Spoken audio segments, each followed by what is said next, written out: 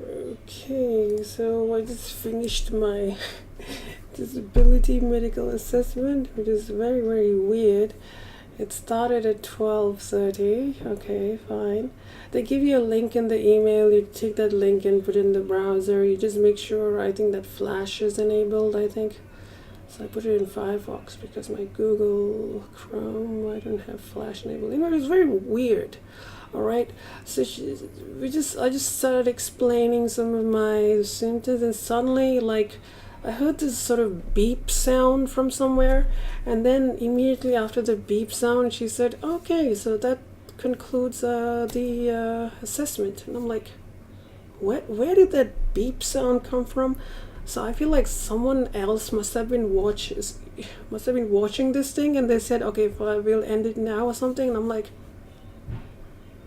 this is so weird. I just don't know the processes they have in place to do this. Is someone from Centrelink watching the thing or what? Like, what's going on here? This is so weird. It's like, I don't know what's going on, man. It's just so weird.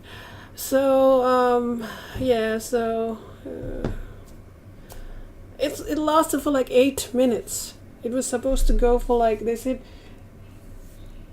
it'll give about an hour, but it just lasted for 8 minutes because she just sort of, after the beep sound came, she just sort of, okay, so that concludes the thing. And okay, I was like, you mean it's over? Because I was still very surprised. Anyway, so I'm glad that's out of the way. So I have a feeling that went well. I think if they ended the assessment thing very quickly, it might be. I think that's a good sign. I feel like that might mean that, okay, they're satisfied with whatever I said or whatever, and they have the paperwork and all that. So I feel like that was a good sign that it ended early. So hopefully they will. That's my feeling about it. So hopefully they'll process it, and hopefully they'll get back to me. Same thing. So there's another case I've been looking at regarding this whole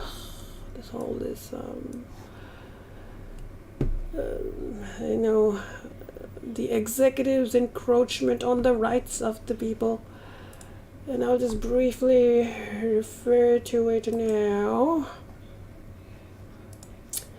Let's go to this. So this is a case called Williams and Commonwealth Number 2. This was a recent case. It was in 2014. And it's actually an appeal from an earlier case, the same party. And what this says is, I haven't read the whole case, and I'm just sort of briefly looking at it.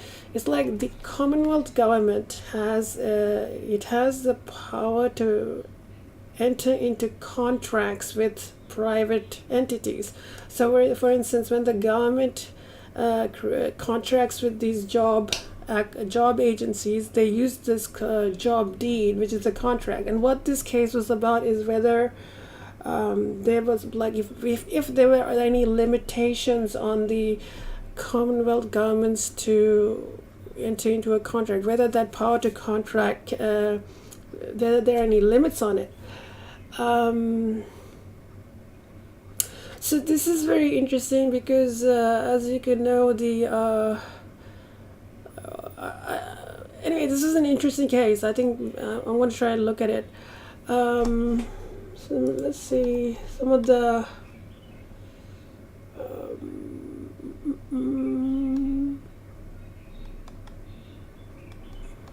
let's see which are the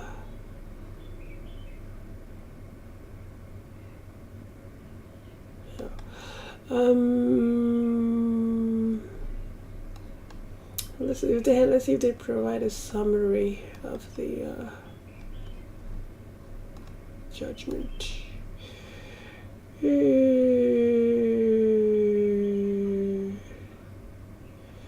Okay. Implications for federal spending, and this can affect maybe the job, because that's a private the job agency is a that they are working under a contract with the government. Right.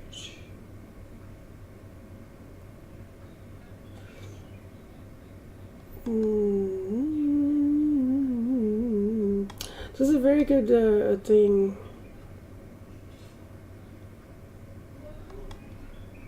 Okay, let's just read the conclusion. Williams number 2 is the latest installment in a line of cases that has fundamentally altered conceptions of the scope of Commonwealth executive power.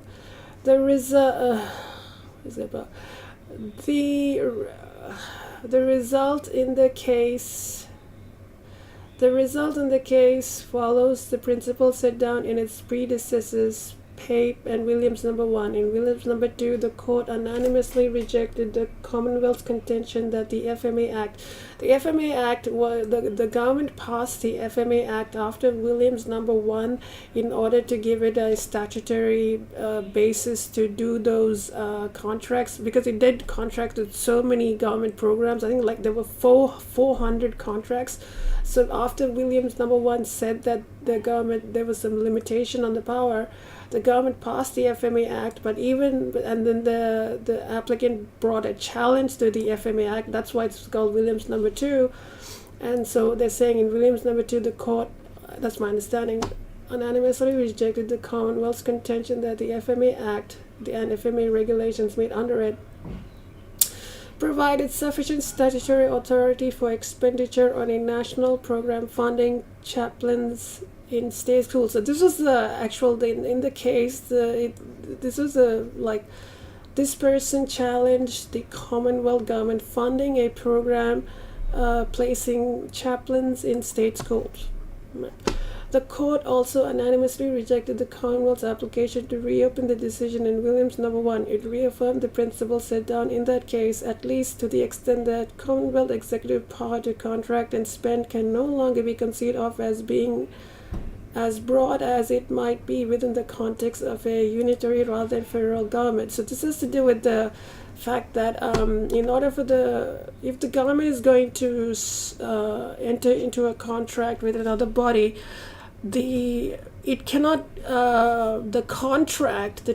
of the contract have to find their authority under the legislation under which the contract is enacted, right? So for instance, let's take the job active deed. The terms of the job active deed, they must be authorized under the Social Security Act or the Social Security Administration Act. If those particular terms, let's just like mutual obligations, if they're not, if they don't have their authority in the legislation under the Social Security Act, those terms are like, it could be argued that the government's contractual terms are broader than the statute under which the contract is made. I think that's sort of how I'm understanding it. So another implication for this is that, so for instance, in the job active deed, the government puts mutual obligations, things like your payment will be cancelled. My understanding is that if the government is going to put that kind of a term in the contract, it has to include such a term, such a term must be authorized in the Social Security Administration Act, and any legislation that is going to be passed by Parliament has to be debated in Parliament. So, but what this means is that in the future, such a term to authorize suspending or canceling Social Security payments, it will have to be debated in Parliament, and it might not pass parliamentary scrutiny. So this is like the Parliament, the legislative branch, scrutinizing the executive's power. So that's what they're talking about. This is like a federalism. It's like the government is, there's some limitation on the executive's power provided by the parliamentary scrutiny, the legislative scrutiny. The case is significant for the implications that it holds for future Commonwealth spending. There are a large number of federal programs for which sufficient constitutional and therefore statutory support will not be difficult to find. See that? There are a large number of federal programs, such as the JOB program, while the National School Chaplains Program appears set to continue largely unaltered by way of separate state-administered programs funded under Section 96 of the Constitution. The Commonwealth does not appear to have taken any steps to restructure the range of other programs that may be similarly vulnerable to constitutional challenge. The fate of many of those schemes may ultimately depend on the willingness of individuals to mount a constitutional challenge to them and the High Court's acceptance of such persons having sufficient standing in each instance. This is the thing. The fate of many of those schemes, such as Job Active, I will say, may ultimately depend on the willingness of individuals, like me or someone else, to mount a constitutional challenge to them and the High Court's acceptance of such persons having sufficient standing in each instance. I think I have sufficient standing because I am directly affected by the government's Job Active program. Anyway, I think this is a very good case. I will link to it below. This is actually a case note. This person, George Williams, he's actually at the University of New South Wales, and he runs I think he's what he got. He's very good. I mean, his books on constitutional law. That's what we used to study. I think I used that to study public law, and I think I took a course on constitutional law. I think I did. I don't know. I can't remember right now. I may have. Yes, I may have. And I was thinking, maybe the reason they ended my assessment soon was maybe the other person who pressed the button with the beep, and maybe they saw me talking and being very articulate or whatever, and they thought, oh, wait a minute, this person, yeah, let's just leave this person. This person might be trouble. But if I was maybe more vulnerable, for instance, if I was sort of maybe I don't know, maybe the fact that I was so articulate, maybe that may go against me. What if they decided, oh, this person doesn't look like they're mentally ill, look at them, they can talk, they can do. What if it works against me? Fuck. What if it works against me? Oh, my confidence is now shattered. What if, like, the fact that I was articulate now works? Well, I did mention to that to her, like, I get very paranoid. I tend to think like people are against me, and yeah. Anyway, so I don't know. Maybe I'm just being paranoid. Or maybe it's true. Maybe this is a symptom of my mental illness, my paranoia. What if they use the fact that I was very, I think I was kind of articulate, against me and say, this person is not mentally ill? Or the other way, what if they look at the fact that I'm articulate and go, oh, wait a minute, this person might be a problem, so let's just sort of pick on someone else who cannot, who might not be articulate, or who might like not know their rights or whatever. Because, I mean, for years and years, I didn't know my rights. Like, I had no idea what was going on. I just sort of, like, did what I was told. I didn't look into all of this stuff. I mean, so it's not like, it's not to do with, like, how smart you are or anything. It's just the fact that most people just defer everything. Like, you just listen to what the government says because you think the government knows everything. And I'm like,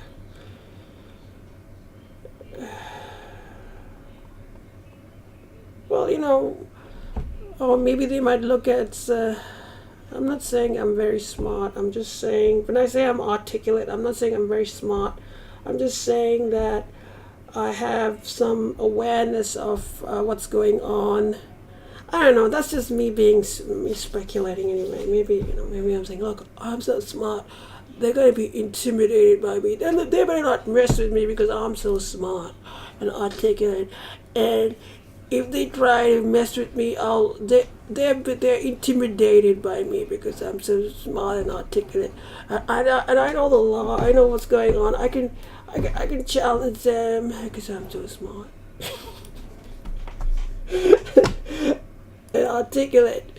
Because that's so I don't know, man. I hope this thing is at least it's over. I don't have to drag myself through this whole thing.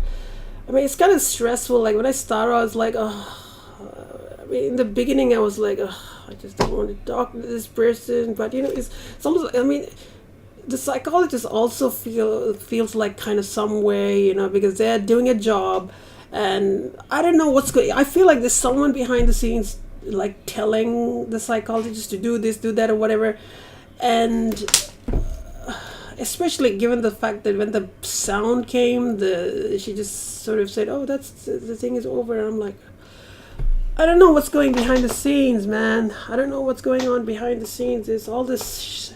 I feel like there's a lot of shady stuff going on. I don't know what is going on, man. I don't know what is going on. What are they doing? I feel like this is not right, man. What's going on? Would it be the same if I had to go in person? Like, how would that be? How would that? I don't know, man. I'm not saying they did anything bad or anything. I'm just saying that I just don't like this whole, like, that whole thing about the beep thing.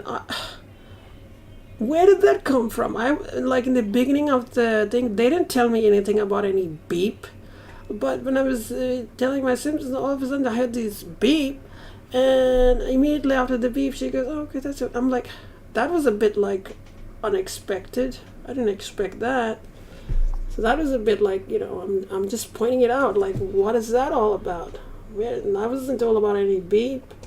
Where did the beep come from? And what is going on? What's going on, man?